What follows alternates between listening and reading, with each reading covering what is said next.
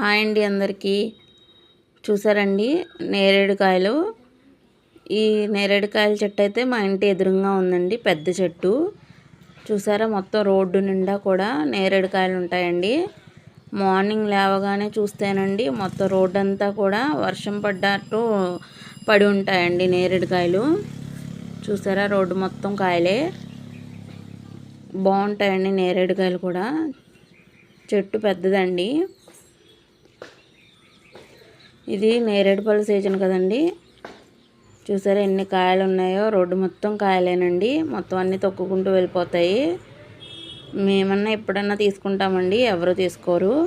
చెట్టు అయితే చూడండి ఎలా ఉందో. పెద్ద చెట్టు అండి. దీనికి 35 years ఉంటాయంట. ఎప్పటి నుంచో ఉందండి చెట్టు. అయితే మొన్న నైట్ వేసిన గాలికి ఇదైతే ఏమైందంటే వరిగిపోయిందండి పక్కకి.